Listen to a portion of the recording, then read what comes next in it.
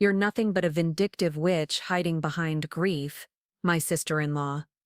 Monica screamed across the dining room table while my son Jason sat there nodding like a bobblehead. David's been dead for 8 months, and you're still trying to control us from beyond the grave through his mother. My daughter Bethany slammed her coffee mug so hard it cracked. She's embarrassing us, Mom. The whole church knows what you did to Uncle Kevin's credit. That's when my youngest, 17-year-old Marcus, looked me dead in the eye and said the words that shattered what was left of my world.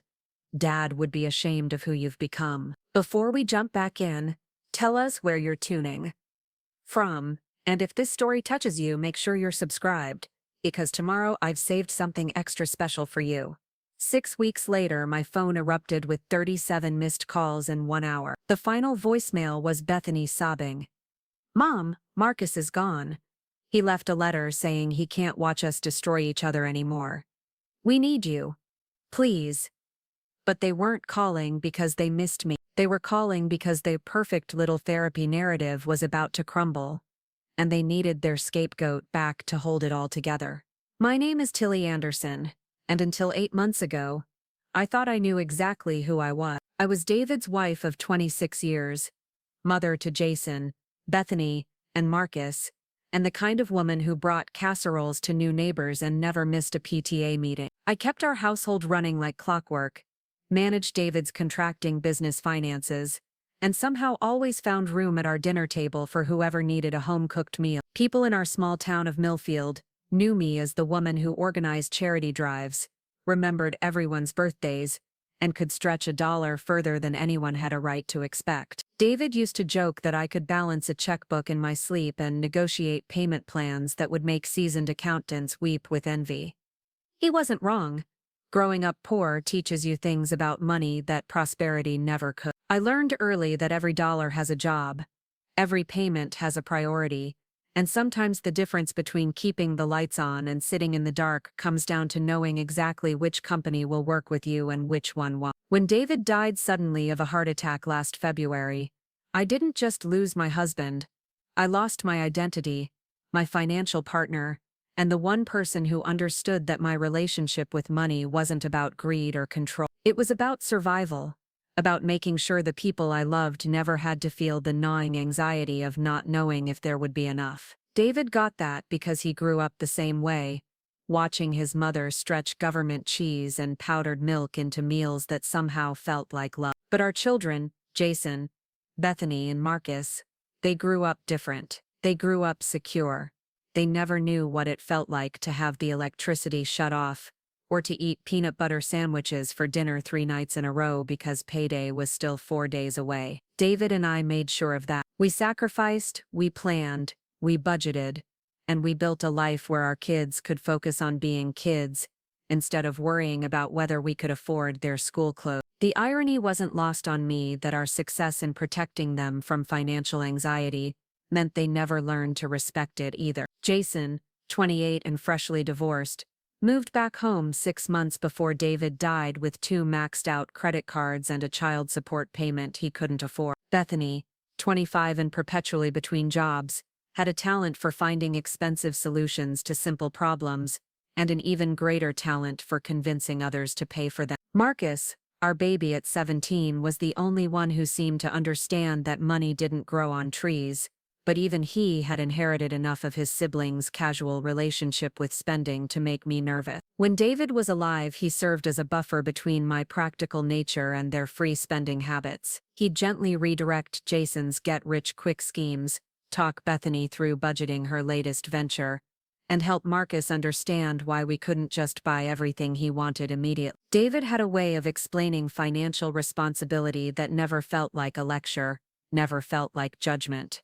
He made it feel like care, like protection, like love. After he died, that buffer disappeared, and suddenly I was the only one standing between our family's financial security and complete chaos. I was the one saying no to Jason's business loan requests, questioning Bethany's need for a new car when her current one ran fine, and trying to explain to Marcus why we couldn't afford the expensive summer program he wanted to attend. Without David there to translate my concerns into something that felt supportive rather than controlling, Every conversation about money became a battle. The grief counseling idea came from Monica, Jason's ex-wife, who somehow remained deeply embedded in our family dynamics despite the divorce being finalized 2 years ago. Monica had a psychology degree she'd never used professionally but wielded like a weapon in family discussions, always ready with therapeutic terminology to explain why everyone else's behavior was problematic. She'd been pushing the idea of family therapy since David's funeral,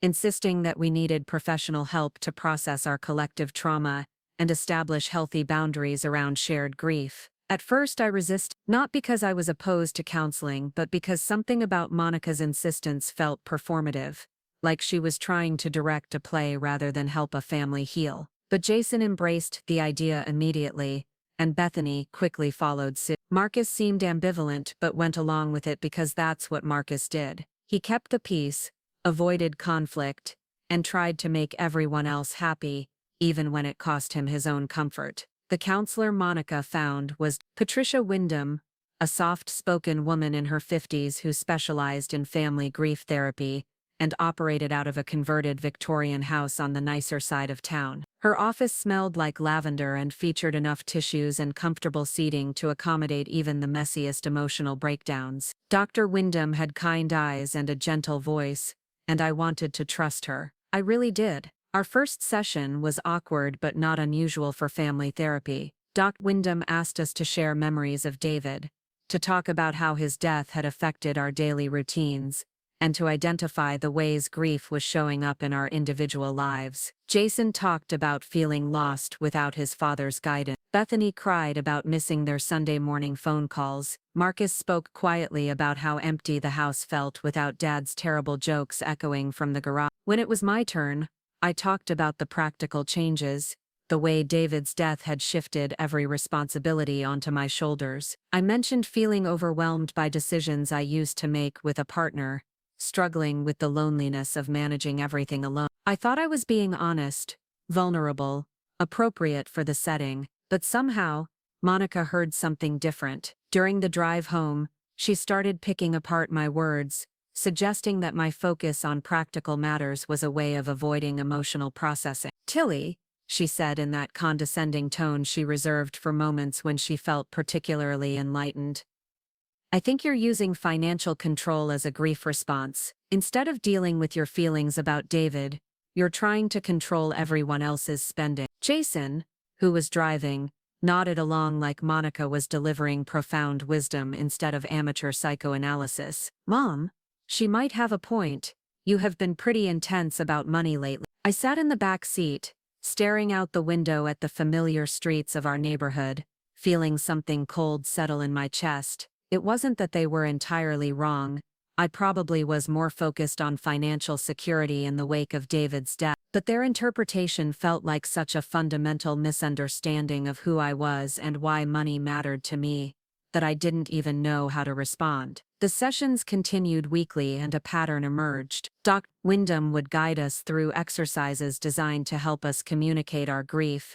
Monica would interpret everything I said through the lens of financial control, and Jason and Bethany would nod along while Marcus sat quietly in the corner looking more uncomfortable each week. I started to feel like the sessions weren't about healing our family, they were about building a case against me. The breaking point came during our 6th session, when Dr. Wyndham asked us to discuss any ongoing family conflicts that might be complicating our grief process. That's when Monica launched into a detailed account of my financial manipulation, complete with examples of times I'd questioned family spending decisions, or suggested more affordable alternatives to their plans. She described the time I'd asked Jason to contribute to groceries while he was living in our house rent-free as leveraging housing security for compliance. She characterized my suggestion that Bethany consider a used car instead of leasing a new one as using financial shame to control major life decisions. She even managed to turn my concern about Marcus working too many hours at his part-time job into evidence that I was projecting financial anxiety onto a minor child. Wyndham listened thoughtfully, asked clarifying questions, and then gently suggested that grief could indeed manifest as increased need for control, especially around areas where we felt competent and secure. She recommended that I consider individual therapy to work through my relationship with money and control, while the family continued group sessions to practice healthier communication patterns. I agreed to the individual therapy. Preparing and narrating this story took us a lot of time. So if you are enjoying it, subscribe to our channel. It means a lot to us. Now, back to the story. Partly because I genuinely wanted to understand if my behavior was problematic, and partly because I hoped it would prove to Monica and the others that I was willing to do the work. But privately, I was beginning to suspect that the problem wasn't my grief response or my relationship with money. The problem was that my family had found a socially acceptable way to dismiss my concerns and override my input by pathologizing it as trauma response. The individual therapy sessions with Dr. Rebecca Chen were different from the family sessions. Dr. Chen was younger than Dr. Wyndham, more direct in her approach, and less inclined to accept surface explanations for complex behavior. During our first session, she asked me to walk her through my financial history, my childhood experiences with money, and my role in managing household finances both before and after David's death. As I talked, something interesting happened. Instead of hearing my concerns about money as controlling or anxious,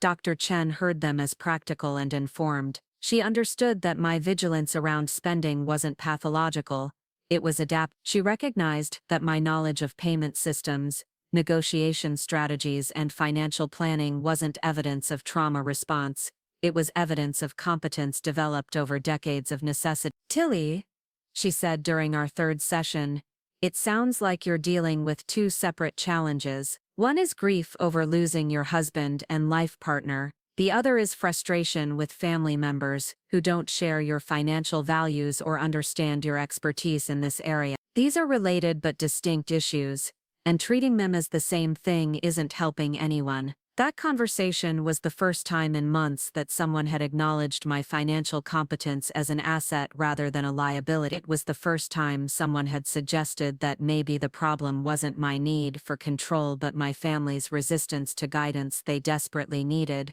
but didn't want to hear. Doc Chen helped me understand that grief could indeed make people more sensitive to financial stress, but that didn't mean all financial concerns were manifestations of grief. Sometimes a budget problem was just a budget problem, sometimes a bad spending decision was just a bad spending decision, and sometimes experienced financial management looked like control to people who had never had to develop those skills themselves. Armed with this new perspective, I started paying closer attention to the family dynamics around money, and what I saw disturbed me. Jason wasn't just struggling with normal post-divorce financial adjustment. He was actively making decisions that would create long-term problems, like taking cash advances on credit cards to fund business ventures he hadn't researched, or agreeing to payment plans he couldn't afford in hopes that his income would somehow increase to meet them. Bethany wasn't just occasionally overspending on discretionary items, she was living as if money were infinite,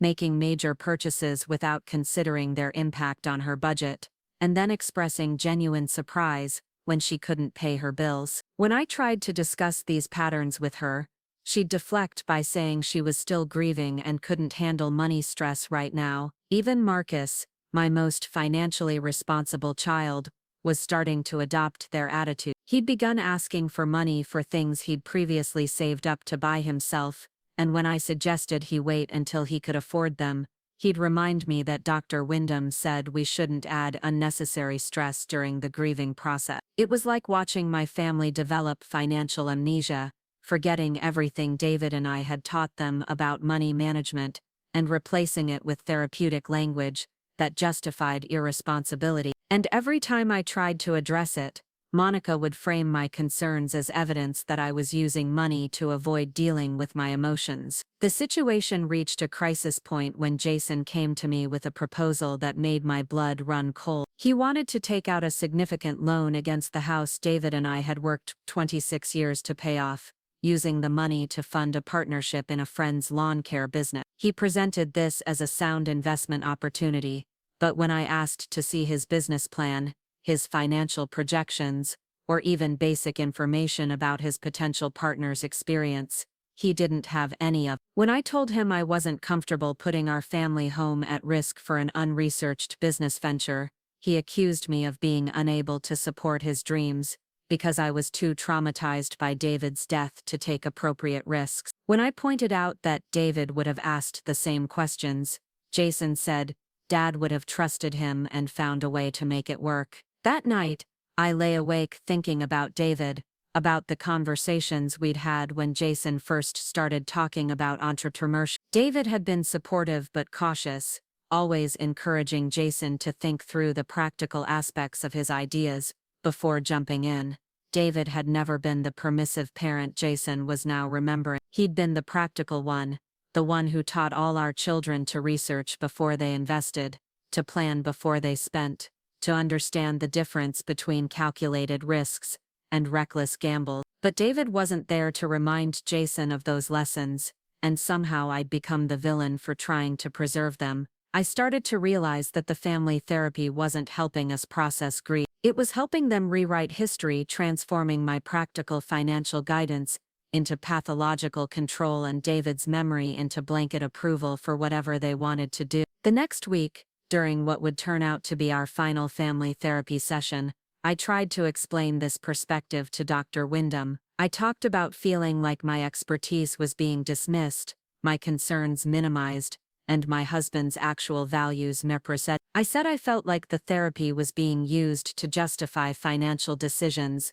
that would have worried David as much as they worried me. Monica's response was swift and sharp. Tillie, this is exactly what we've been talking about. You're so unable to process your grief that you're creating conflict around money to avoid dealing with your emotions. You're using David's memory to control us, and it's not healthy for anyone. Dr. Wyndham nodded thoughtfully and suggested that perhaps I needed more individual work before I could participate effectively in family sessions. She recommended a temporary break from group therapy while I focused on developing healthier coping mechanisms for my grief and anxiety. I looked around the room at my children, hoping someone would speak up, would acknowledge that maybe my concerns had merit, that maybe financial responsibility shouldn't be pathologized just because it was inconvenient. But Jason was nodding along with Monica's assessment. Bethany was checking her phone like the conversation didn't concern her, and Marcus was staring at the floor, shoulders hunched, looking like he wanted to disappear. That's when I realized they didn't want me in therapy to heal, they wanted me in therapy to change. They wanted me to become someone who would say yes to Jason's loan proposal,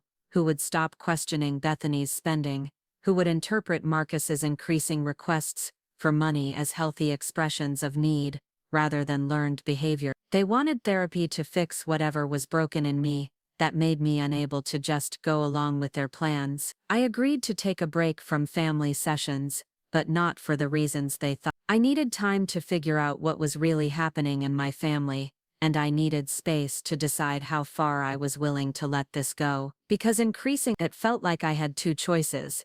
I could surrender my financial judgment and watch my family make decisions that would hurt them for years to come, or I could maintain my standards and be branded as a traumatized control freak who was too damaged by grief to function appropriately. What none of them knew was that I'd already started taking a third option. While they were in therapy learning to communicate their feelings about money, I was learning to communicate with their credit. While they were processing their relationship with financial stress, I was developing new relationships with collections departments. And while they were working on healthy boundaries around grief, I was working on creative solutions to their mounting debt problem. Because here's what Monica's psychology degree and Dr. Wyndham's family therapy expertise couldn't address. Loving someone sometimes means protecting them from consequences they're not ready to handle, even when they can't see that protection as love. And sometimes the most therapeutic thing you can do, for people who won't listen to reason,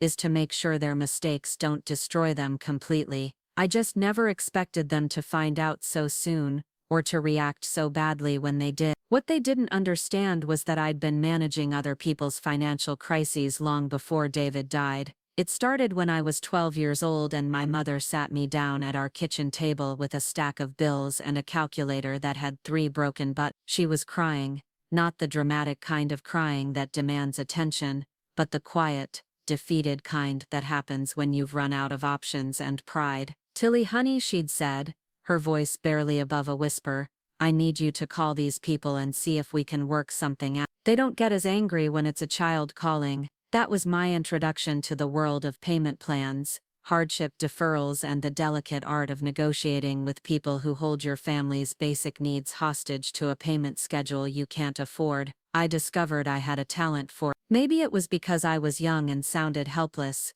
or maybe it was because I'd learned to speak their language, the careful balance of desperation and determination that makes creditors believe you'll pay eventually if they just give you a little more time. By the time I was 14, I could stretch a 30-day payment into 90 days, turn a disconnection notice into a manageable payment plan, and find loopholes in late fees that even seasoned bill collectors didn't know existed. When I married David at 22, I thought those skills would become obsolete. David had a good job, steady income, and we both believed in living within our means. For the first few years, I used my negotiation abilities only occasionally, usually to help friends or neighbors who found themselves in temporary financial trouble.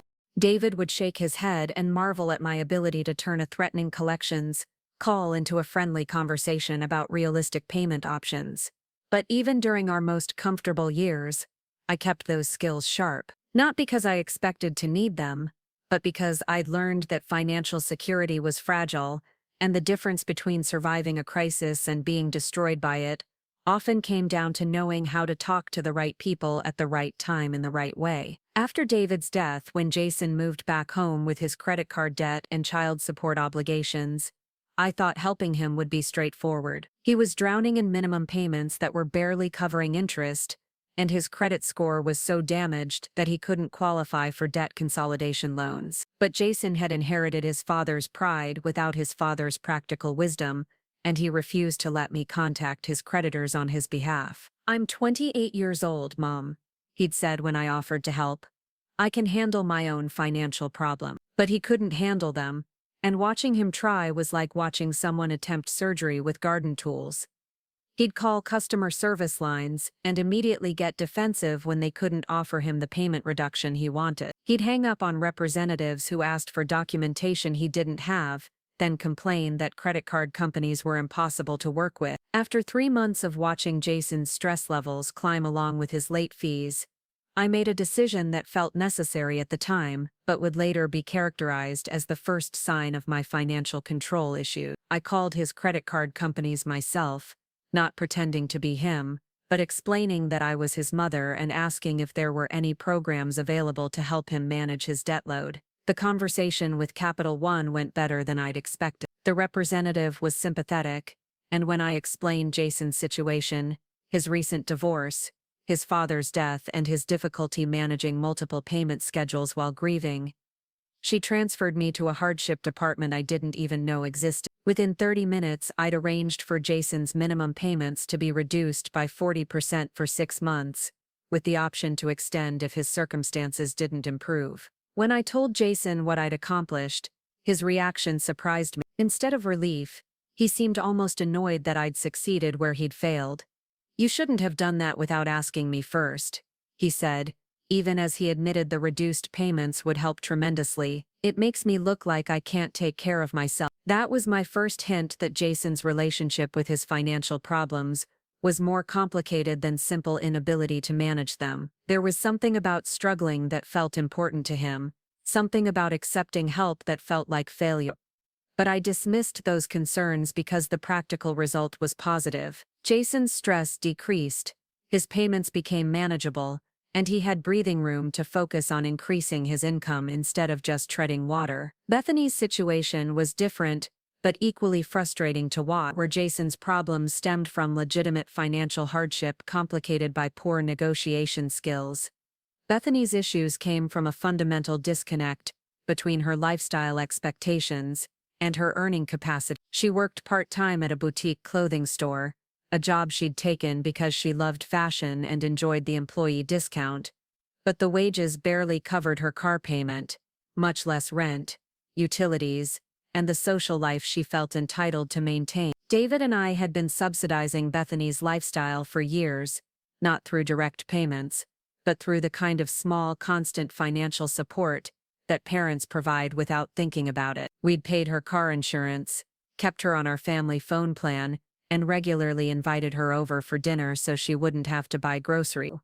When David died, those support systems disappeared, and Bethany suddenly found herself trying to maintain the same standard of living on significantly less money. Her solution was credit cards, which she seemed to view as a temporary bridge until she found a better job or received the life insurance money she assumed was coming. What she didn't understand was that the life insurance policy David had through his construction company was barely enough to cover his final expenses and a few months of basic household costs.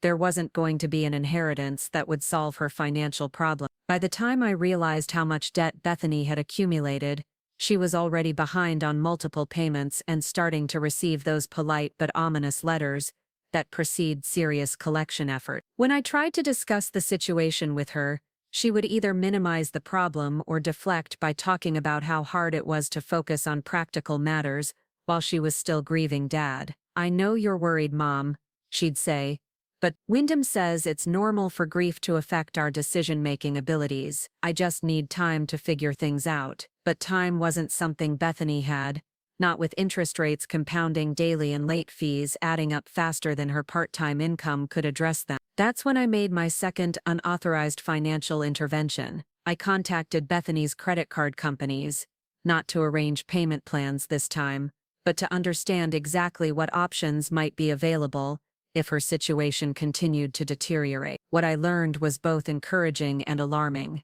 There were hardship programs available, but most of them required proactive communication before accounts became seriously delinquent. Once payments were more than 90 days late, the options became much more limited and much more damaging to credit scores. I also learned that several of the companies would accept third-party payments without requiring formal authorization, as long as the account holder's information was provided accurately. That knowledge sat in the back of my mind like a loaded gun, something I hoped I'd never need to use but couldn't forget about. The breaking point with Bethany came when she called me crying at 11 o'clock on a Tuesday night, saying her electricity had been shut off and she didn't know what to do. She'd received disconnection notices, but she'd been hoping to pay the bill with her next paycheck, not realizing that utility companies don't wait for convenient payment timing once they've issued final notices. I drove to her apartment with a flashlight and my phone, and while she sat on her couch crying about how overwhelming everything felt, I called the electric company's 24-hour customer service line. The situation was fixable, but it required immediate payment of the past due amount, plus a reconnection fee, totaling more money than Bethany had in her checking account. "I can cover it tonight," I told her, "but we need to talk about a plan to prevent this from happening again." Bethany nodded gratefully, but when I tried to discuss budgeting strategies the next day, she said she wasn't ready to deal with financial planning while she was still processing Dad's death. She promised to be more careful but resisted any systematic approach to managing her money. That's when I realized that helping my adult children with their financial problems wasn't going to be a matter of occasional emergency assistance. They weren't developing the skills they needed to manage money independently, and their grief was becoming an excuse to avoid learning those skills. If I wanted to protect them from serious financial damage, I was going to have to do more than offer advice they wouldn't take or emergency funds they couldn't repay. Marcus's situation was the most heartbreaking because he was still a minor, still living in my house, and still trying to navigate normal teenage financial issues while watching his older siblings spiral into debt. Marcus had always been my most financially responsible child, the one who saved birthday money and comparison shopped before making purchases. But after David died, I noticed changes in his spending patterns that worried me. He started asking for money more frequently, usually for things he would have saved up to buy himself in the past. When I suggested he wait until he could afford something, he'd point out that Jason and Bethany seemed to buy whatever they wanted, so why couldn't he? When I tried to explain that his siblings were adults making their own financial decisions, good or bad, he'd counter that Dr. Wyndham said the family should be supportive of each other's needs during the grieving process. The most concerning change was Marcus's attitude toward his part-time job at a local grocery store. He'd been proud of that job, proud of earning his own money and contributing to his own expense. But as family therapy sessions continued and financial stress became a regular topic of conversation, Marcus started talking about quitting because the work was interfering with his ability to focus on his emotional healing. I could see Monica's influence in this shift, the way therapeutic language was being used to justify avoiding responsibility. Marcus had absorbed the message that grief was a legitimate reason to avoid stress of any kind, including the normal stress of managing money and maintaining employment. He was 17 years old, and instead of learning skills that would help him become a financially independent adult, he was learning that emotional distress could be used to excuse practical obligation. The situation with Marcus came to a head when he asked me to buy him an expensive gaming system for his birthday, something that would have cost more than 2 months of his part-time wages. When I suggested he save up for it himself, the way he'd saved for previous purchases, he became upset and accused me of not caring about his happiness during a difficult time. Dad would have found a way to get it for me, Marcus said,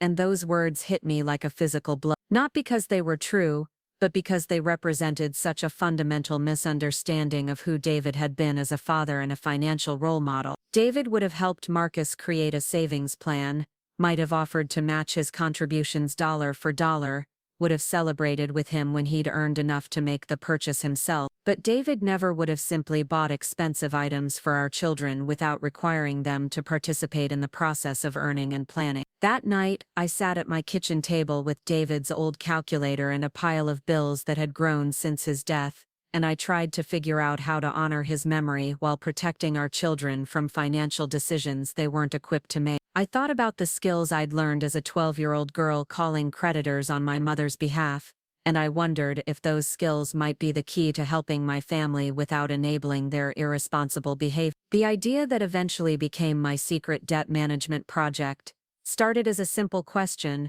what if I could negotiate payment arrangements for my children that they couldn't negotiate for themselves, not because they authorized me to do it, but because I was better at it than they were? What if I could prevent late fees, avoid collection actions, and maintain their credit scores while they worked through their grief and hopefully developed better financial habits?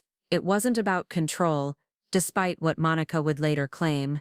It was about damage prevention. I couldn't force my children to make better financial decisions, but I could potentially minimize the long-term consequences of the bad decisions they were making. I could buy them time to learn and grow without destroying their credit scores or accumulating debt loads that would cripple them for years.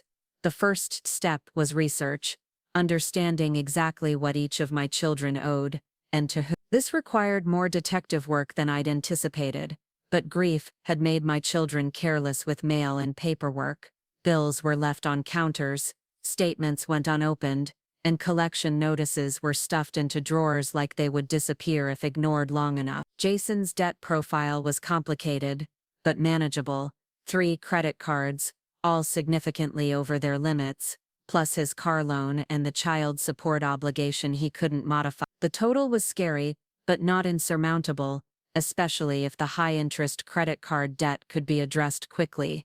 His biggest problem wasn't the amount he owed, but the speed at which interest and fees were compounding his balance. Bethany's situation was worse, because she'd been using credit cards to cover basic living expenses, which meant her debt was growing faster than she could possibly pay it down on her current income. She had 4 credit cards all maxed out, plus her car payment, student loans, and back rent she'd been avoiding because her landlord was a family friend who hadn't started formal eviction proceedings yet. Marcus didn't have debt in the traditional sense, but he was starting to develop expensive habits that would lead to debt if they continued. He'd begun asking me to cover things that he'd previously paid for himself, and he'd started talking about getting his own credit card when he turned 18, viewing it as a form of independence rather than a financial responsibility. The more I learned about their actual financial situations, the more convinced I became that conventional advice wasn't going to help them. They needed dramatic intervention, the kind that could only come from someone with extensive experience in debt negotiation and crisis management. They needed someone who could speak the language of customer service representatives, who understood which companies would work with payment plans and which ones wouldn't, who knew how to prevent small problems from becoming catastrophic ones. They needed me, but they also needed to believe they were handling things themselves, so I developed a plan that would allow me to help them without them knowing they were being helped, at least not initially. I would become their secret financial advocate, working behind the scenes to negotiate better terms, prevent late fees, and maintain their credit scores, while they worked through their grief and hopefully developed the motivation to take control of their financial lives. The plan wasn't deceptive in the traditional sense. I wasn't going to forge documents or pretend to be someone I wasn't. I was simply going to use my skills and knowledge to advocate for my children in ways they couldn't advocate for themselves, the same way I'd advocated for my mother when I was 12 years old, and she couldn't handle the stress of dealing with creditors directly. What I didn't anticipate was how much resistance I would encounter, not from the creditors, who were generally cooperative once they understood the family circumstances, but from my own children, who somehow interpreted my expertise as evidence of psychological problems, rather than practical solutions to real financial crises. But by the time I understood their resistance, I was already deep into the process of unwinding their financial problems, and stopping would have meant letting all my work go to waste while they continued to accumulate debt they couldn't handle. So I kept going, kept negotiating, kept preventing disasters, and kept hoping that eventually they would appreciate what I was doing instead of resenting it. I should have known that hope was naive. I should have known that people who are determined to see you as the problem will find a way to make your solutions look like symptoms, but I loved them too much to let them fail, even when letting them fail might have been the therapeutic thing to do. The first call I made was to Jason's most aggressive creditor, a collections agency that had purchased his debt from a department store credit card he'd maxed out during his divorce proceeding. They'd been calling him 3 times a day, leaving increasingly threatening voicemails about legal action and wage garnishment. Jason would listen to these messages with visible anxiety, then delete them without returning the calls, as if ignoring the problem would make it disappear. I spent an hour on the phone with a collections representative named Robert, explaining Jason's circumstances without mentioning that I was calling without his knowledge. I told Robert about my son's recent divorce, his father's death, his current unemployment situation, and his genuine desire to resolve his debt obligations. I provided Jason's account information and asked if there were any settlement options available for someone in his position. Robert's demeanor changed completely once he understood that he was talking to someone who wanted to solve the problem rather than avoid. He explained that the original debt of $1,200 had grown to nearly $3,000 with interest and fees, but the company would accept a settlement of $800 if paid within 30 days. If Jason couldn't manage a lump sum, they would accept payments of $200 over 4 months, with no additional interest or fees as long as the payments arrived on time. I told Robert I would discuss the options with Jason and call back within a week. Then I hung up and stared at the phone, knowing I'd just committed myself to a path I wasn't sure I could sustain. $800 wasn't a fortune, but it wasn't insignificant either, especially multiplied across all of Jason's creditors. But the alternative was watching him get sued, having his wages garnished, and dealing with the stress of legal action while he was already struggling with grief and unemployment. I decided to start small with just this one settlement, and see how it affected Jason's overall stress level. If it helped him focus on finding work instead of dodging phone calls, then the investment would be worthwhile. If he didn't notice the difference, or continued to accumulate new debt, then I'd know my approach wasn't working and I could stop before spending money we couldn't afford. 3 days later, I called Robert back and arranged to pay the $800 settlement from my savings account. He gave me a confirmation number and promised to send written documentation that the debt was resolved in full. He also mentioned that Jason's file would be updated to show satisfied status, which would help his credit score recover more quickly than if the debt had remained in collections. The change in Jason was noticeable within a week. The phone calls stopped, which meant his anxiety decreased dramatically. He started sleeping better,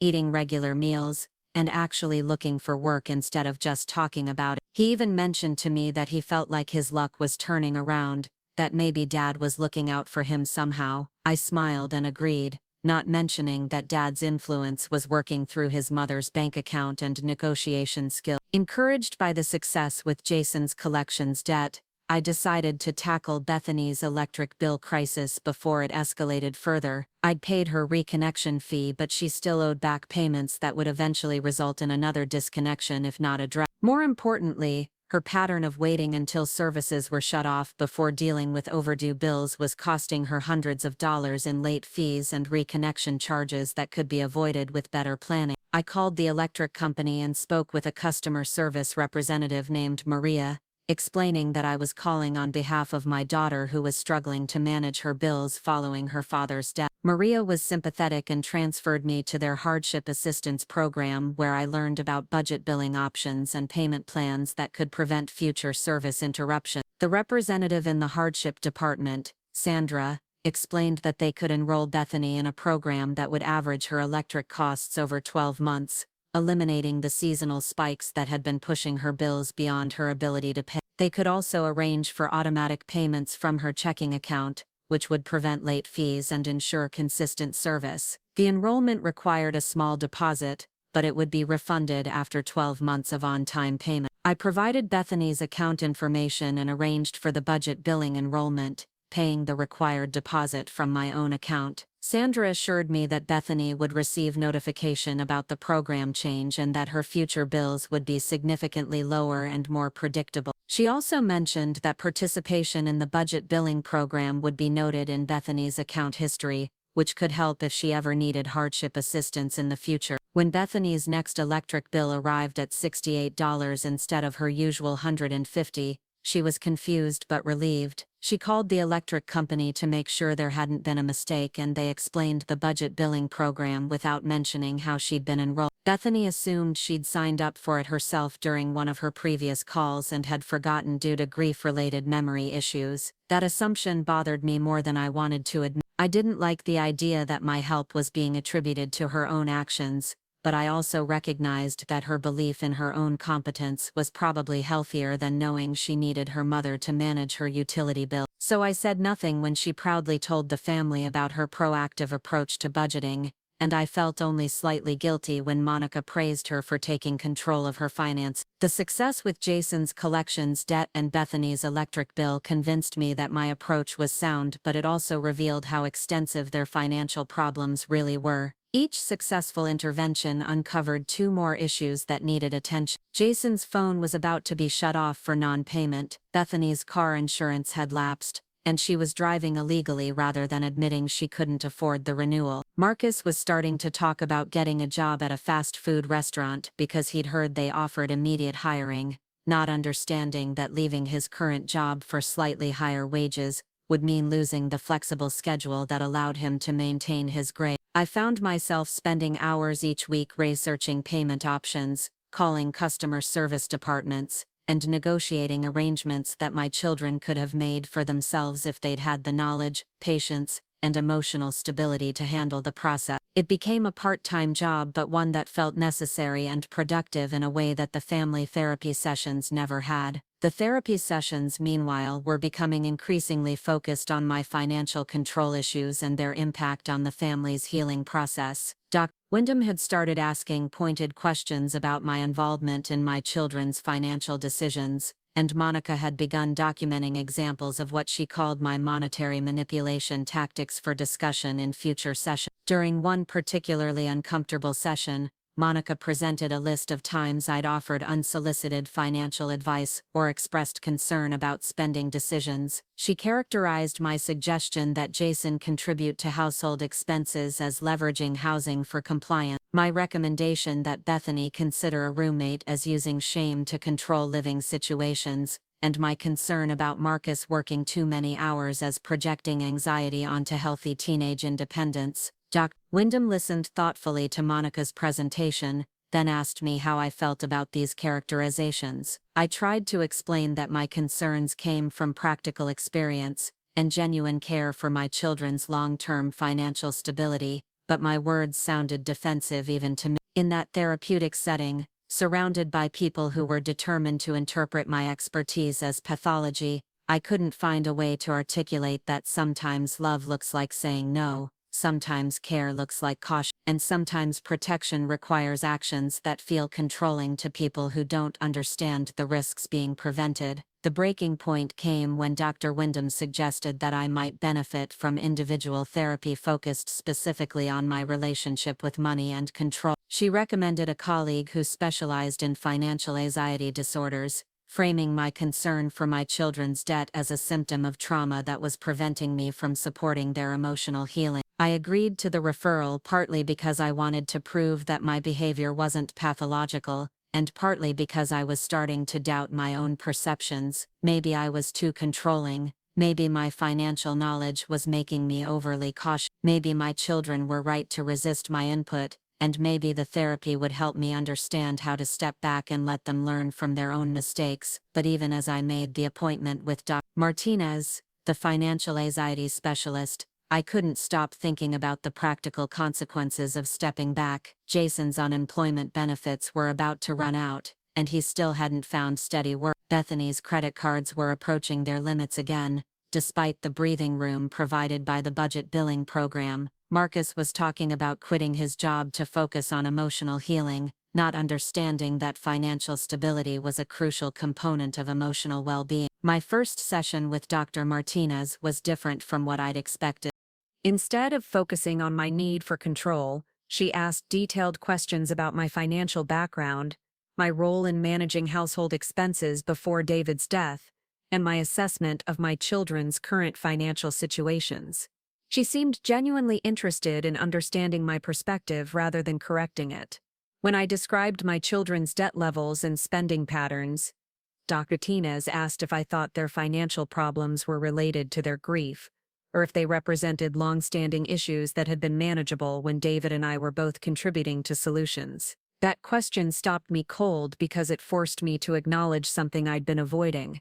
My children's financial problems hadn't started when David died. They'd been developing for years, masked by our willingness to provide regular assistance and buffered by David's income and problem-solving abilities. Jason's impulsive spending and poor planning skills had been evident since college, but David had always been able to help him navigate the consequences without them becoming catastrophic. Bethany's disconnect between her lifestyle expectations and her earning capacity had been a source of family tension for years, but David had found ways to provide support that felt like encouragement rather than enabling. Even Marcus's recent attitude changes represented an acceleration of existing tendencies, rather than entirely new behaviors. Dr. Martinez helped me understand that my financial vigilance wasn't a trauma response to David's death. It was an appropriate response to increased responsibility in an area where I'd always been competent, combined with realistic concern about problems that had become more serious without David's involvement. She suggested that my family's resistance to my financial input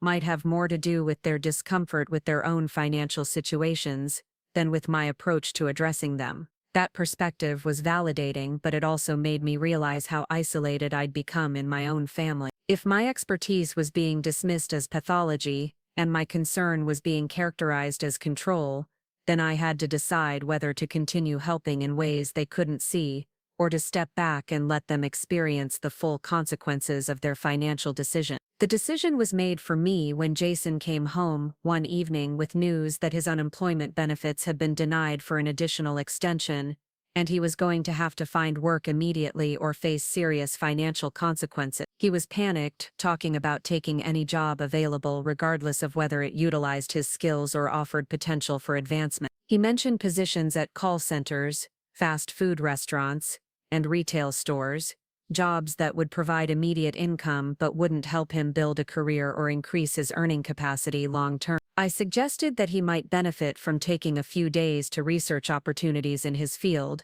maybe reaching out to former colleagues or contractors who knew his work. But Jason said he didn't have time for strategic job searching because his bills were piling up and his creditors were getting aggressive. He needed money immediately, even if it meant accepting employment that was poorly suited to his skills and experience. That's when I realized that my successful intervention with his collections debt had only addressed one aspect of a much larger problem. Jason was still living in crisis mode, still making decisions based on immediate pressure rather than long-term planning. The breathing room I'd created by settling his debt had been temporary, and now he was facing new financial pressures that would lead to the same cycle of anxiety and poor decision-making. I could continue to intervene crisis by crisis, settling debts and negotiating payment plans as problems arose. Or I could try a more comprehensive approach, one that would address not just the immediate debt issues, but the underlying financial instability that made those crises inevitable. The second option would require more extensive involvement in their financial lives,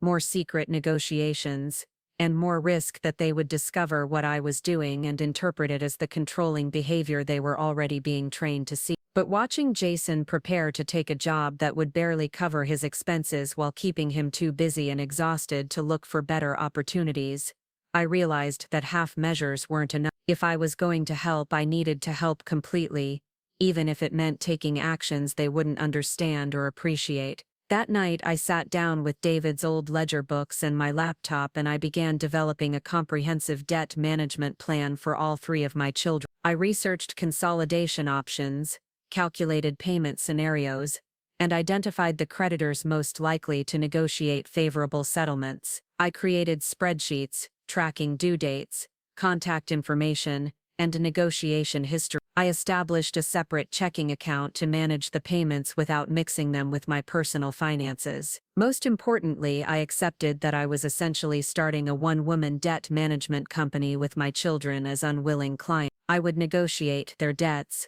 manage their payment schedules, and protect their credit scores while they focused on therapy, job searching, and whatever else they felt was more important than financial responsibility. I would do this quietly, efficiently, and without their knowledge, at least until they were stable enough to appreciate the help rather than resent it. The plan was ambitious, expensive, and probably impossible to sustain long-term, but it was also the most loving thing I could think of to do for children who were determined to see my expertise as evidence of psychological problems rather than practical solutions to real financial crises. If they wanted to spend their energy processing feelings instead of managing money, then I would manage their money while they processed their feelings. I just hoped I could resolve their financial problems before they discovered what I was doing and decided that my secret debt management project was proof that I was too mentally unstable to be trusted with family decisions. Because increasingly, it felt like their ability to dismiss my judgment was becoming more important to them than their actual financial well-being, and I wasn't sure which of those priorities would win if they were forced to choose. The morning everything unraveled started like any other Tuesday in October. I was sitting at my kitchen table with my coffee and laptop, reviewing the spreadsheet I'd created to track my children's debt negotiations, when my phone rang. The caller ID showed Bethany's name, but when I answered, her voice was shaky and strange, like she'd been crying or hadn't slept. "Mom, I need to ask you something, and I need you to tell me the truth," she said without any greeting or small talk. My stomach immediately clenched because Bethany had never been the type to demand truth from anyone. She was more likely to avoid uncomfortable conversations than to initiate them. "Of course, honey. What's wrong?" I tried to keep my voice calm, but I was already running through possibilities in my mind. Had one of my creditor contacts mentioned my involvement? Had a payment confirmation been sent to the wrong address? Had someone at the electric company said something about the budget billing enrollment? "Did you pay my Visa bill last month?" The question was direct and accusatory, nothing like Bethany's usual indirect communication style. "Because I got a statement yesterday showing a payment I didn't make, and when I called the credit card company, they said the payment came from a checking account that isn't mine." My heart started racing, but I forced myself to think clearly. I had been making payments on Bethany's credit cards, but I'd been careful to use electronic payments that wouldn't immediately trace back to me. The Visa payment she was asking about had been part of a larger settlement negotiation where I'd arranged to pay off her entire balance in exchange for waiving accumulated interest and fees. It had saved her almost $600 and cleared her highest interest debt completely. "What checking account did they say the payment came from?" I asked, stalling for time while I tried to figure out how she'd discovered the connection. They wouldn't give me specific details, but they said it was an account registered to someone with my last name. "Mom, did you pay my credit card bill without telling me?" Her voice was getting higher, more upset. "Because if you did, I need to know right now. I could have lost." I could have suggested that maybe David had set up some kind of automatic payment before he died, or that there had been a banking error, or that maybe her father-in-law had decided to help without mentioning it. But something in Bethany's tone told me that she already knew the answer, and lying would only make the situation worse. "Yes," I said quietly. "I paid it off because you were drowning in interest charges, and I was able to negotiate a settlement that saved you money." The silence that followed was longer and more ominous than I'd expected. When Bethany finally spoke, her voice was cold in a way I'd never heard before. "How long have you been doing this? How many of my bills have you been paying behind my back?" The questions came rapid fire, like she was reading from a prepared list. "And don't lie to me, because I'm going to call every company I owe money to and find out exactly what's been happening." I closed my eyes and tried to calculate how much damage this discovery was going to cause. If Bethany called all her creditors and asked about third-party payments, she would uncover not just the credit card settlement but also the budget billing enrollment, the late fee waivers I'd negotiated, and the payment plan adjustments I'd arranged for her car loan. She would discover that virtually every improvement in her financial situation over the past 3 months had been the result of my intervention rather than her own efforts. "Bethany, can we talk about this in person? I can explain everything, but it's complicated, and I'd rather not do this over the phone." "No, we cannot talk about this in person," she snapped. "You can explain it right now, or I can call Jason and Marcus and we can all figure it out together. How many of my bills have you been paying?" The threat to involve Jason and Marcus forced my hand because I knew that if Bethany called them, they would start examining their own financial situations and potentially discover my interventions on their behalf as well. The visa payment was just the beginning of what could become a complete exposure of everything I'd been doing to help them. "I've been helping with several of your accounts," I admitted. "Your credit cards, your electric bill, your car insurance. I've been negotiating payment plans and settlements that you couldn't get on your own, and yes, I've been making payments when necessary to prevent late fees and service interruptions." Another long silence, then Bethany's voice came back even colder than before. "You've been paying my bill without asking me, without telling me, while sitting in therapy sessions listening to me talk about learning to be independent and manage my own finances." Each sentence was delivered like a separate accusation.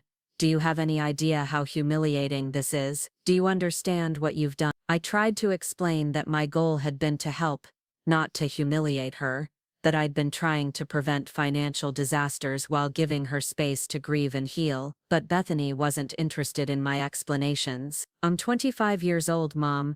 I'm not a child. If I wanted your help with my bills, I would have asked for it. What you did is not helping. It's controlling and manipulative and exactly what Monica said you would do." The mention of Monica's name sent a chill through me, because it suggested that this conversation wasn't spontaneous. Monica had been predicting that I would find ways to control my children's finances, and now Bethany had discovered evidence that seemed to confirm those predictions. I had walked directly into a trap that Monica had been setting for months. "Bethany, I understand you're upset, but please try to see this from my perspective. You were about to lose your electricity again, your credit cards were maxed out, and you weren't able to negotiate payment plans on your own. I was trying to protect you from consequences that could have affected your credit for years." "I didn't ask you to protect me," she yelled, and I could hear her starting to cry. "I asked you to support me, while I figured things out myself. There's a difference between support and taking over someone's entire financial life without their knowledge." She was right,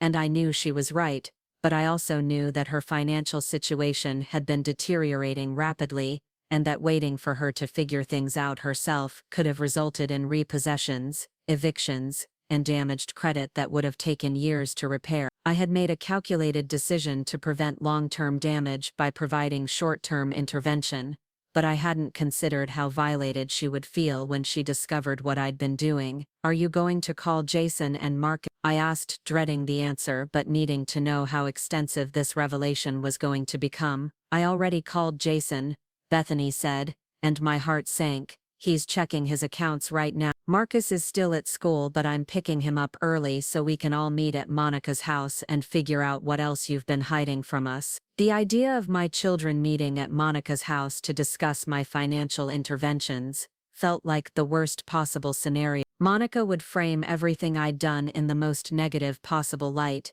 and my children would be primed to see my help as evidence of the controlling behavior she'd been warning them about for months. Any good I'd accomplished would be overshadowed by the methods I'd used to accomplish. Bethany, please don't involve Monica in this. This is a family matter, and it should be handled within our family. Monica is family, Bethany said firmly. She's been more supportive of our healing process than you have, and she deserves to know that her concerns about your behavior were completely justified. That statement hurt more than anything else Bethany had said, because it revealed how completely my role in the family had been redefined. I was no longer seen as a supportive mother trying to help her children through a difficult time. I was now seen as a problematic family member whose behavior needed to be monitored and controlled by people who had the family's best interests at heart. After Bethany hung up, I sat at my kitchen table staring at my laptop screen, which still displayed the spreadsheet tracking my children's debt negotiation. 3 months of careful planning,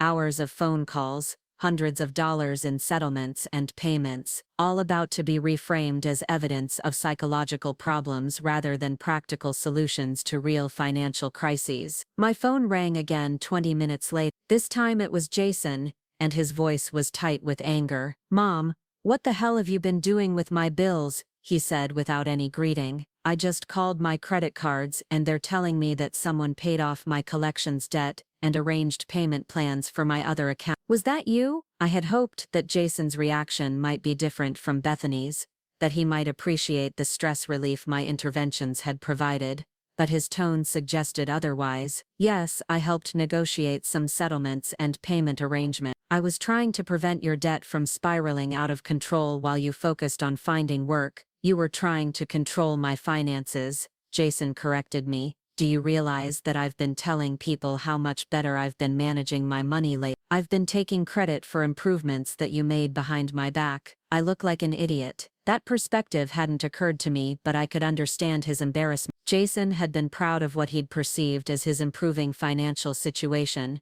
and discovering that the improvements were the result of my intervention rather than his own efforts had to be humiliating. "I'm sorry you feel embarrassed, but I want you to remember how stressed you were before your situation improved. You weren't sleeping, you were avoiding phone calls, you couldn't focus on job hunting, because you were so worried about collections action. My interventions gave you breathing room to address your employment situation." "That's not the point, Mom," Jason said, and I could hear Monica's voice in the background, apparently coaching him through the conversation. "The point is that you made decisions about my financial life without my knowledge or consent. That's not helping, that's controlling." The word controlling was becoming a refrain, repeated by each of my children as if they'd been coached to use. I was starting to understand that this conversation wasn't really about my financial interventions. It was about establishing a narrative that would justify their resistance to my input going forward. They weren't just upset about what I'd done, they were building a case for why my judgment couldn't be trusted in the future. "Jason, I understand you're upset, but I want you to think about the practical results of what I did. Your collections debt is resolved, your credit score is improving, and you have manageable payment plans for your remaining balances. Those are positive outcomes, regardless of how they were achieved." "The outcomes don't matter if the methods were wrong," Jason said, and I could tell he was reading from notes or repeating something someone else had said to him. "We're meeting at Monica's house in an hour to discuss this as a family. You should come so we can address this situation properly." The idea of defending my actions in Monica's living room, surrounded by my children who had already decided I was in the wrong, felt like walking into an ambush, but refusing to attend the meeting would only reinforce their perception that I was unwilling to be held accountable for my behavior. "I'll be there," I said, and hung up before Jason could respond. I spent the next hour trying to prepare for what I knew would be the most difficult conversation of my life. I printed out copies of all the settlement agreements I'd negotiated, documentation of the late fees I'd prevented, and calculations showing how much money I'd saved each of my children through my intervention. I thought that presenting concrete evidence of the positive financial outcomes might help them understand that my methods, while unconventional, had been effective. I also tried to prepare emotional arguments about my motivations, explanations of how watching them struggle with debt had reminded me of my own childhood financial traumas, and assurances that my goal had always been to help rather than control. But even as I rehearsed these explanations, I knew they wouldn't matter to people who had already decided that my behavior was problematic regardless of my intentions. Monica's house was a testament to the kind of lifestyle my children aspired to, but couldn't afford on their current income. It was decorated with expensive furniture, featured a kitchen with high-end appliances, and showcased the kind of casual luxury that comes from never having to worry about money. I couldn't help but think that Monica's financial security made it easy for her to dismiss practical concerns as psychological problems. When I arrived,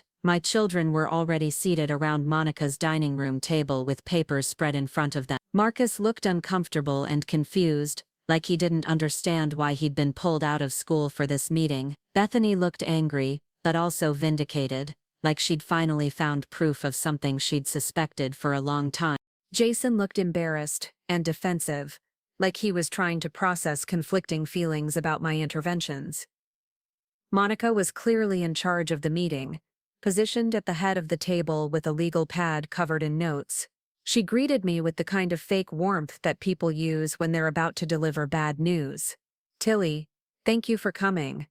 I know this is a difficult situation, but I think it's important that we address it honestly so the family can move forward in a healthy way." I took the remaining seat at the table and looked at my children, hoping to see some recognition that this confrontation was being orchestrated by someone who had her own agenda. But they were all looking at Monica as if she were a neutral mediator rather than someone who had been building a case against me for months. "I want to start by acknowledging that your intentions were probably good," Monica continued, "but I think we need to discuss how your actions have affected the family's healing process and what we can do to prevent this kind of situation in the future." The phrase "this kind of situation" made it clear that my financial interventions were being characterized as a crisis that needed to be prevented rather than a help that had been beneficial. I was already being positioned as the problem, and the meeting was designed to determine how to manage me rather than to evaluate whether my actions had been helpful.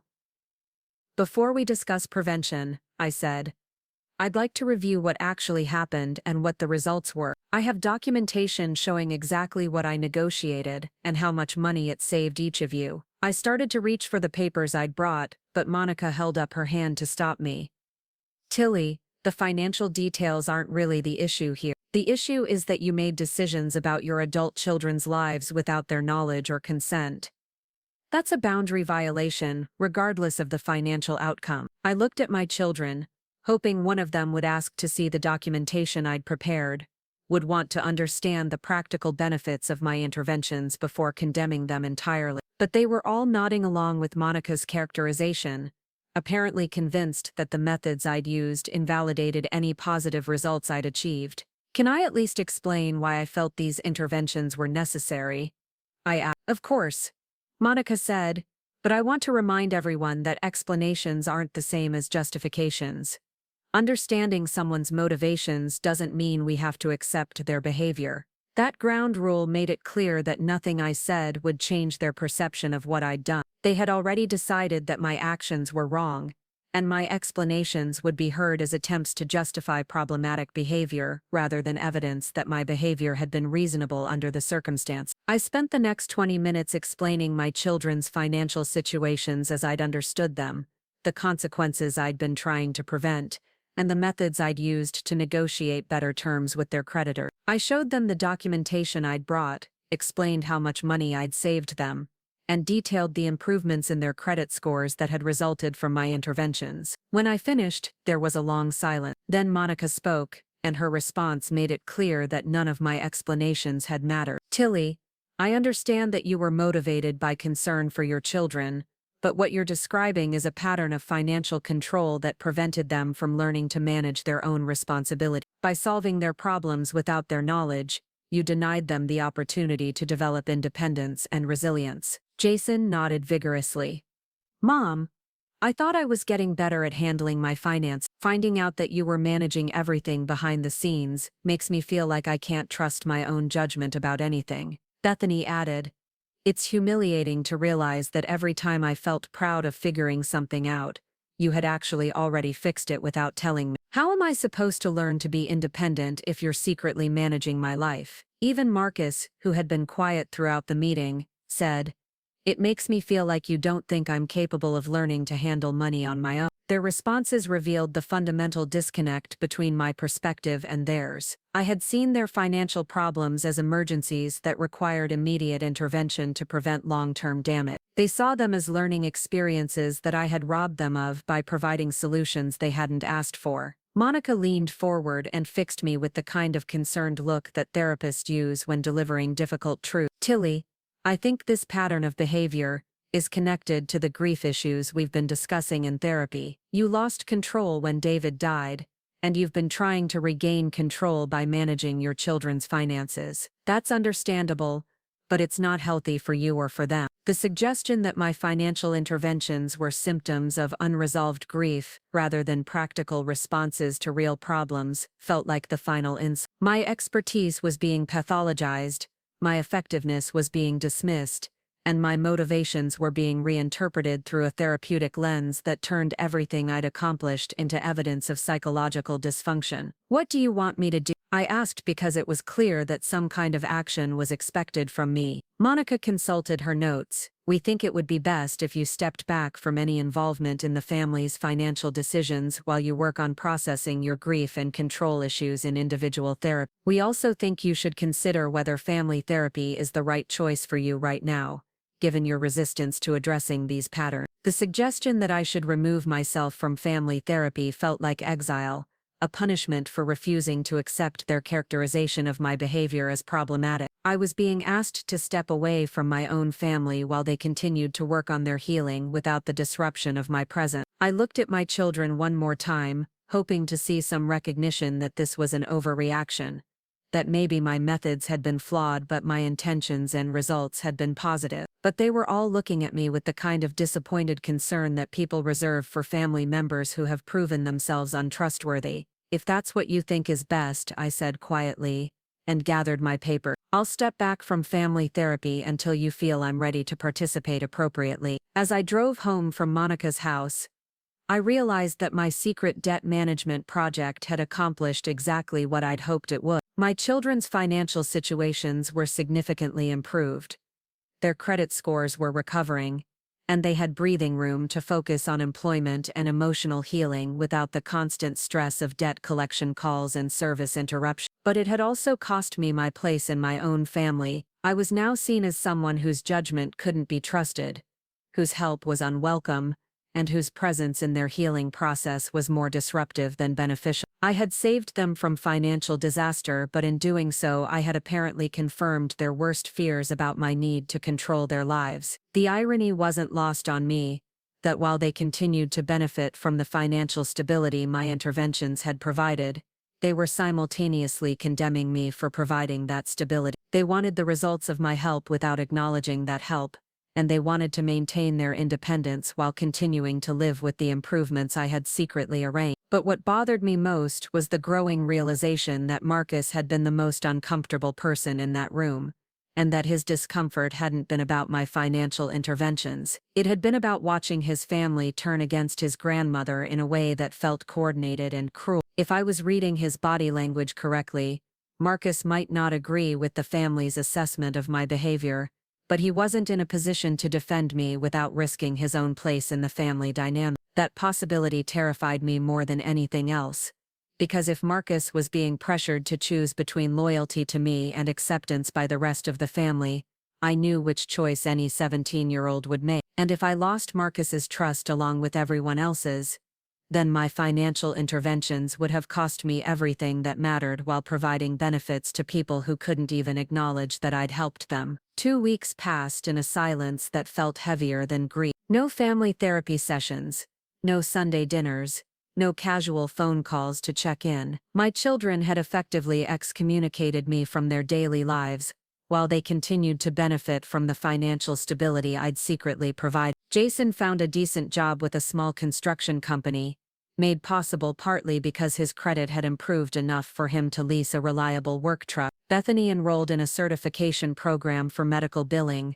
confident she could afford the monthly payments now that her debt obligations were manageable. Marcus continued his part-time job without the constant worry about helping with household expenses. None of them acknowledged these improvements as connected to my interventions. In their narrative, they were simply getting their lives back on track through hard work and therapeutic insight. The fact that their newfound stability coincided perfectly with my secret debt management activities was either a remarkable coincidence or something they'd chosen not to examine too closely. I spent those 2 weeks wondering if I'd made the right choice, or if I should have let them struggle with the natural consequences of their financial decisions. Dr. Chen, my individual therapist, helped me understand that both perspectives had merit. My children deserved the opportunity to learn from their mistakes, but they also deserved protection from consequences that could damage their futures permanently. The challenge was finding ways to provide help that felt supportive rather than controlling. During our sessions, Dr. Chen asked me to consider what I'd hoped to accomplish through my secret interventions, and whether those goals could be achieved through more transparent methods. I'd hoped to buy my children time to develop better financial habits, without destroying their credit or accumulating unmanageable debt. I'd wanted to prevent the kind of financial disasters that could take years to recover from, especially while they were already dealing with grief and major life transition. But I'd also hoped that my competence would eventually be recognized and valued by my family, that they would see the positive results of my interventions, and understand that my financial knowledge was an asset rather than a liability. That hope had been naive. My family wasn't interested in my competence, they were interested in their independence, even if that independence was built on a foundation I'd secretly provided. Dr. Chen suggested that my children's resistance to my help might reflect their own insecurities about money management, rather than legitimate concerns about my method. People who feel incompetent in an area often resent advice from those who are more skilled, especially when that advice comes from someone they feel should defer to their autonomy. My children might have been more comfortable struggling with their debts than acknowledging that their mother could solve problems they couldn't handle themselves. That insight was helpful but also depressing, because it suggested that my financial expertise would always be a source of conflict in my family rather than a resource they could benefit from. I was too knowledgeable to pretend ignorance, too effective to be dismissed entirely, but too threatening to their sense of independence to be welcomed openly. The crisis that brought everything to a head started with a phone call from Marcus's school counselor, Mrs. Patterson, on a Thursday afternoon in early November. She called my house instead of Marcus's cell phone, which immediately told me something was seriously wrong. "Miss Anderson, I'm calling because Marcus hasn't been in school for 3 days, and when we tried to contact him, his phone went straight to voicemail. We also tried calling his emergency contacts, but we haven't been able to reach anyone in your family. Is Marcus ill, or is there something else we should be aware of?" My blood went cold. Marcus hadn't mentioned being sick, and if he'd been absent from school for 3 days, someone in the family should have known about it. The fact that his phone was going to voicemail suggested either that he'd turned it off deliberately, or that something had happened to him. "I haven't heard from Marcus since last weekend," I told Mrs. Patterson.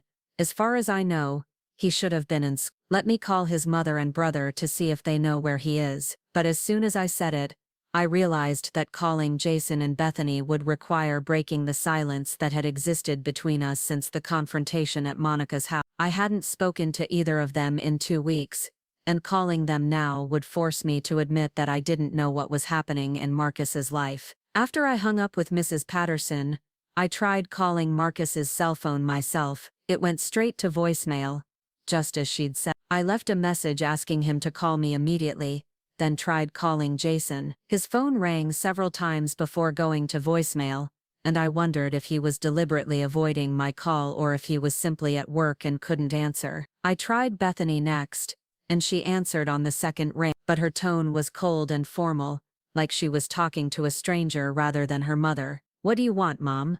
she said without any greeting. "Bethany, Marcus's school called me because he's been absent for 3 days, and they can't reach him. Do you know where he is? There was a long pause. Then Bethany's voice came back sounding confused and worried. What do you mean he's been absent? He left for school Monday morning like always. I assumed he'd been going to classes. Have you seen him since Monday? I asked. No, but that's not unusual. He gets home after I'm usually asleep, and he leaves before I wake up. I just assumed everything was normal.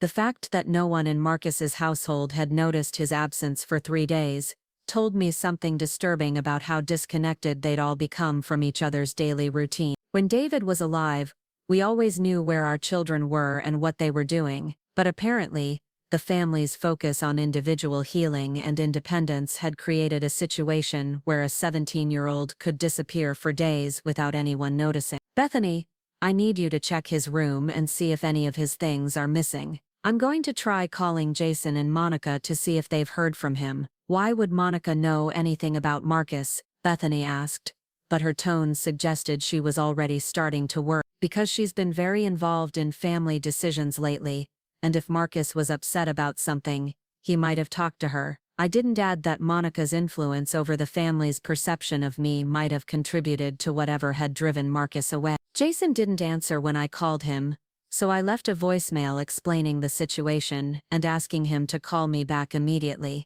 Then I called Monica's house, dreading the conversation but knowing I needed to exhaust every possibility before involving the police. Monica answered on the first ring, and her tone was immediately defensive when she heard my voice. Tillie, I'm surprised to hear from you.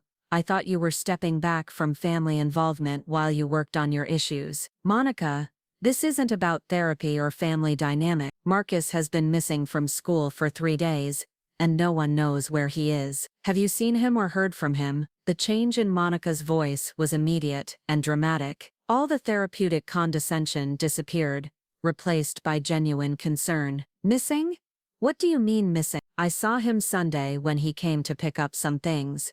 Jason had left here, but he seemed fine. He didn't say anything about having problems. What things did he pick up for Jason? I asked, wondering if Marcus had been running errands that might give us a clue about his current whereabouts. Just some tools Jason had borrowed from his dad's garage. Marcus said Jason was starting a new job and needed them. Monica paused, then added, Tillie, if Marcus is really missing, we need to call the police. 17-year-olds don't just disappear for 3 days without a reason. I agreed, but I also knew that involving the police would require explaining the family's recent conflicts and my estrangement from my children. If Marcus had run away because of stress related to our family situation, then the questions police would ask might expose problems that would reflect badly on all of us. Let me try calling a few more people first.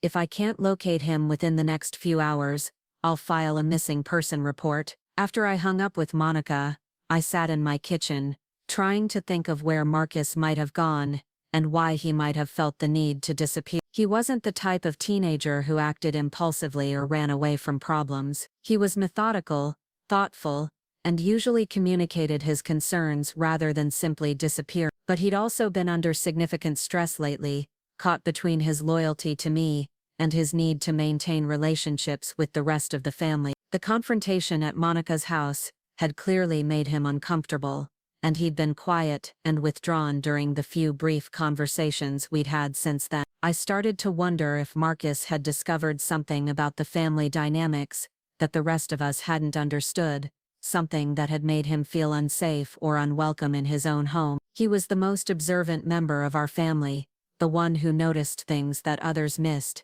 and he might have picked up on undercurrents that even I hadn't recognized. My phone rang while I was thinking, and Jason's name appeared on the caller ID. I answered immediately, hoping he had news about Marcus. Mom, I got your message. What's this about Marcus being missing? Jason's voice was tense and worried, all traces of the anger from our last conversation forgotten. His school called because he hasn't been there for 3 days. No one in your house noticed he was gone, and his phone is going straight to voicemail. Jason, when was the last time you actually talked to him? There was a long pause while Jason apparently tried to remember his last conversation with his younger brother. I don't know, he admitted finally. Maybe last weekend? We don't really talk much anymore. He's been kind of distant since Since everything happened with you. The phrase, everything happened with you, stung, but I pushed past it to focus on finding Marcus. Jason, I need you to check his room thoroughly and see if he packed clothes or took any money. I also need you to think about any friends he might stay with, or places he might go, if he wanted to get away from family stress. Do you think he ran away because of our fight? Jason asked. And for the first time since the confrontation at Monica's house, I heard something like regret in his voice. I think he ran away because he's 17 years old and he's been watching his family tear itself apart for months. But right now, I'm more concerned about finding him than figuring out whose fault it is. Jason promised to search Marcus's room and call back within an hour. I spent that hour making a list of Marcus's friends, his teachers, his coworkers at the grocery store, and anyone else who might have information about his whereabouts. I also tried to think about what I would do if I were a 17-year-old who needed to get away from family conflict. When Jason called back, the news wasn't encouraging. Mom, he definitely packed. His school backpack is here, but his hiking backpack is gone, along with clothes, his sleeping bag, and about $200 he'd been saving for a car. He also left a note. My heart. What does the note say? Jason's voice was shaky as he read. I can't watch this family destroy itself anymore. I'm going somewhere I can think clearly without people trying to make me choose sides. I'm safe, but I need time away from all of you. Don't look for me, because I won't come back until you figure out how to treat each other like family again. Marcus. The note was heartbreaking and infuriating at the same time. Marcus had clearly been paying attention to the family dynamics, and he'd decided that removing himself was the only way to avoid being forced to participate in our conflict. But he was also 17 years old, and disappearing into the wilderness with a backpack and $200 wasn't a sustainable solution to family problems. Jason, we need to call the police now, I said. I don't care how embarrassing this is for any of us. Marcus is a minor, and he's been gone for 3 days. I know, Jason agreed. But Mom, what are we going to tell them when they ask why he left? How do we explain what's been happening in our family? That question forced me to confront something I'd been avoiding. My financial interventions hadn't just affected my relationship with my adult children, they'd also created a family environment that had become so toxic that my 17-year-old grandson felt he needed to escape into the wilderness to avoid being forced to choose between loyalty to me and acceptance by the rest of the family. We tell them that the family has been under stress since David died, that we've been handling that stress poorly, and that Marcus apparently felt caught in the middle of conflicts he didn't create and couldn't resolve. The police took the missing person report seriously, especially when they learned that Marcus was a minor who had been gone for 3 days without any contact. Officer Rodriguez, who handled the case, asked detailed questions about Marcus's state of mind, any recent family conflicts, and possible destinations where he might have gone.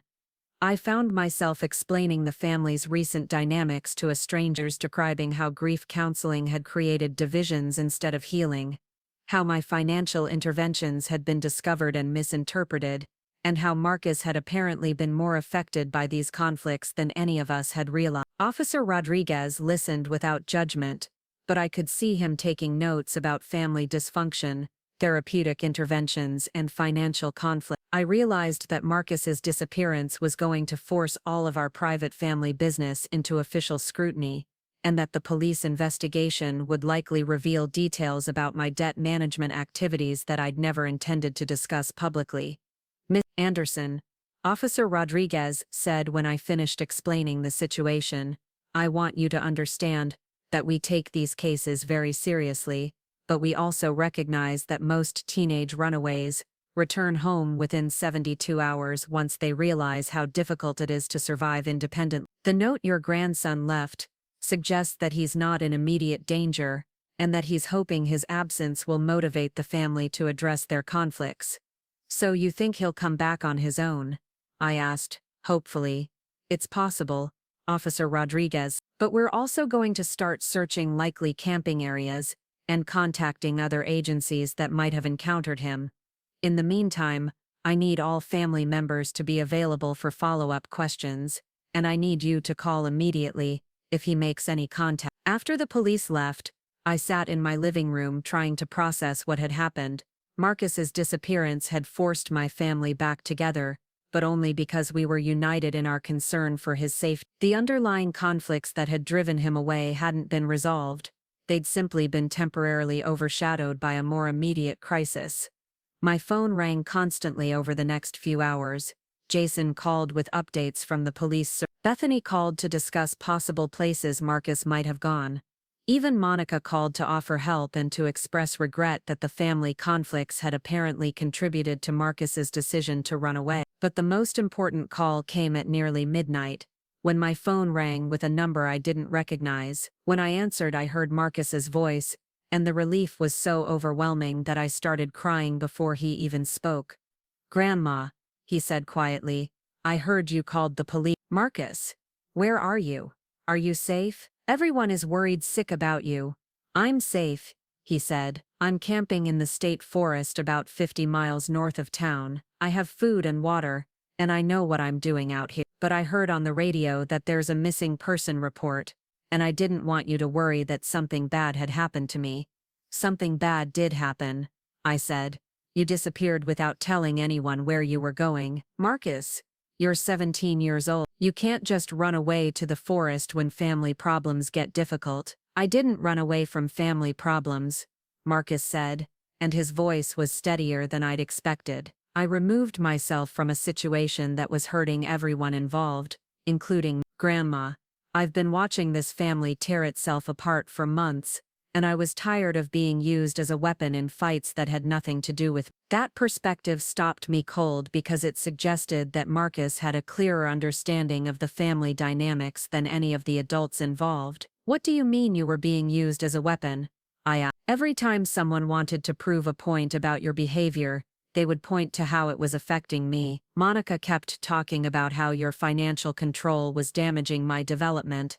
Jason and Bethany kept saying you were projecting your anxiety onto me. Even you used my financial responsibility as evidence that your approach to money was right." Marcus was correct, and the realization was painful. I had used his financial competence as proof that my methods worked, just as Monica had used his discomfort as proof that my methods were harmful. We'd all been interpreting Marcus's behavior through the lens of our own arguments, instead of listening to what he actually needed. "I'm sorry," I said. "You're right. We were so focused on our own conflicts that we weren't paying attention to how they were affecting you." "I don't need an apology," Marcus said. "I need the family to figure out how to function without making me choose sides. I need to be able to love you and trust you without that being interpreted as evidence that Jason and Bethany are wrong. And I need Jason and Bethany to be able to work on their own problems without feeling like accepting help from you means they're admitting they're incompetent." The clarity of Marcus's analysis was remarkable, but it also revealed how much stress he'd been under while the adults in his life had been focused on their own emotional processing. "Marcus, what would it take for you to come home?" I asked. "A family meeting where everyone actually listens instead of just waiting for their turn to explain why they're right," Marcus said, "and an agreement that my relationship with you is separate from everyone else's relationship with you. I shouldn't have to defend you or condemn you based on what other people think I should feel." "I can arrange that," I said immediately. "But Marcus, you need to come home tonight. Sleeping in the forest isn't going to solve anything, and it's not safe for you to be out there alone." "I'll come home tomorrow," Marcus said, "but I want the family meeting to happen within a week, and I want Monica to not be involved. This is our family, and we need to figure out how to be a family without her input." That request surprised me because Marcus had always seemed to accept Monica's presence in family decisions, but apparently his time away had given him perspective on how her involvement had complicated rather than improved our family dynamics. "Agreed," I said.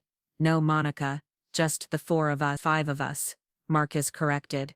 "I want Dad's memory to be part of the conversation. I want us to talk about what he would actually want for this family, instead of what we imagine he would want. The idea of including David's memory in our family meeting felt both appropriate and terrifying. David's actual values and priorities might not align with the ways we'd been using his memory to justify our current behavior. Marcus came home the next morning, looking tired but determined. He hugged me longer than he had in months, then sat down with Jason, Bethany, and me to plan the family meeting he'd demanded as a condition for returning. The meeting took place the following Sunday in my living room, the same room where David and I had planned family budgets and discussed our children's futures for over 20 years. We sat in a circle without a mediator, without therapeutic frameworks, and without the pressure to process our feelings in professionally approved ways. Marcus started the conversation by reading a letter he'd written while camping, a letter addressed to his father's memory that outlined what he thought David would want for our family's future. The letter was heartbreaking and wise,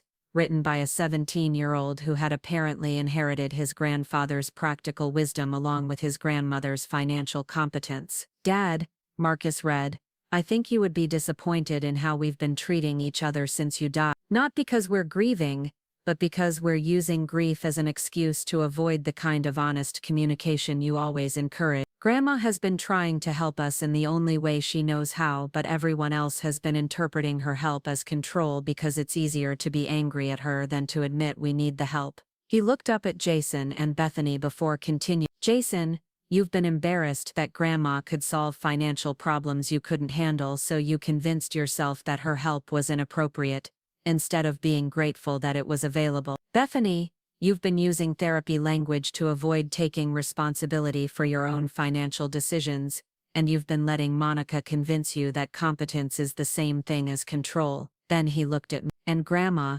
you've been so focused on preventing us from making mistakes, that you forgot we might need to make some mistakes in order to learn from them. You helped us, but you also made it impossible for us to feel proud of our own progress." The accuracy of Marcus's observations was stunning, and the fact that he'd developed this level of insight while dealing with normal teenage stress made me realize how much potential he had, and how important it was to protect that potential from the family conflicts that had been consuming all of our energy. Jason was the first to respond, and his voice was shaky when he spoke. "Marcus, you're right about everything. I was embarrassed that Mom could fix my financial problems when I couldn't, and instead of being grateful for her help, I let Monica convince me that I should be angry about her method." "I'm sorry," Bethany nodded, tears in her eyes. "I knew my finances were a mess, but it was easier to blame Mom for interfering than to admit I didn't know how to fix them myself. I should have asked for help instead of resenting her for providing it." Looking at my children, I realized that my financial interventions had been both necessary and problematic. They'd prevented immediate damage, but they'd also prevented learning opportunities that might have been valuable in the long run. The challenge was finding ways to provide guidance and support that felt helpful rather than controlling. "I want to propose something," I said. "Marcus, you mentioned that you want to be able to love and trust me without that being interpreted as taking sides. I think that's possible if we establish some ground rules about how we handle financial decisions going forward." I outlined a plan where I would serve as a financial consultant to my children when they requested help, but I would not intervene in their financial affairs without their explicit permission. They would have the right to reject my advice,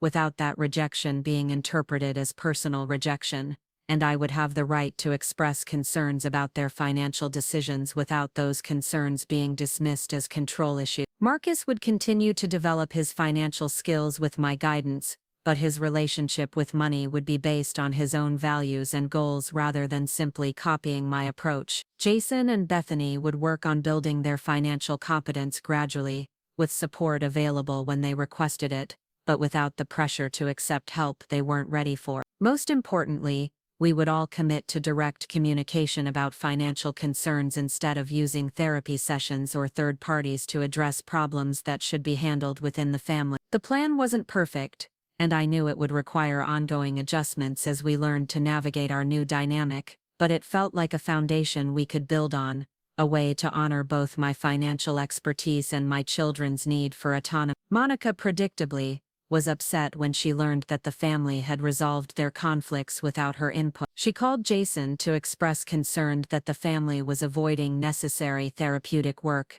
and she suggested that my influence over Marcus was evidence that I was still manipulating family dynamics, but Jason's response surprised both Monica and me. He told her that the family had decided to handle their problems internally for a while, and that while he appreciated her previous support, he thought it was time for them to develop their own problem-solving skills without external mediation. Bethany made a similar decision, stepping back from the therapeutic framework that had been encouraging her to see my financial knowledge as evidence of psychological problems rather than practical expertise. Marcus returned to school with a new confidence that came from knowing his family valued his insights and his independence. His grades improved, his stress levels decreased, and he started talking about college and career plans that incorporated financial planning skills he wanted to learn from me. Most importantly, our family started functioning like a family again. We had Sunday dinners, we talked about daily problems and successes,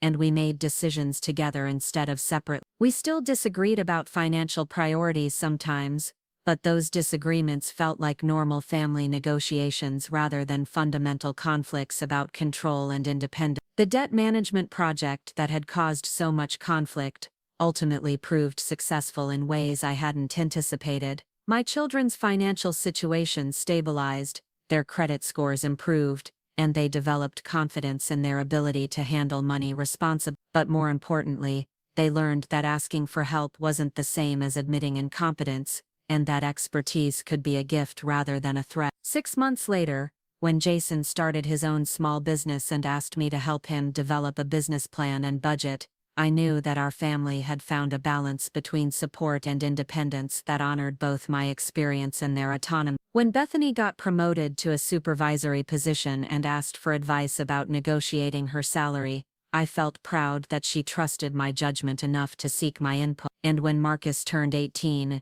and decided to open his first credit card, he asked me to explain the terms and help him understand how to use credit responsibly. That conversation, conducted with mutual respect and clear communication, felt like vindication of everything I'd tried to accomplish through my secret intervention. My grief for David evolved too, from the sharp pain of loss to a gentler sadness mixed with gratitude for the foundation he'd helped me build. I realized that my financial interventions hadn't been about controlling my children's lives. They'd been about protecting the values David and I had worked so hard to instill. He would have been proud of Marcus's wisdom, Jason's growing business sense, and Bethany's increasing confidence in financial decision-making. But most of all, he would have been proud that our family had found a way to support each other without sacrificing individual growth, and that my financial expertise had ultimately become a source of connection rather than conflict. The experience taught me that love sometimes requires patience more than action,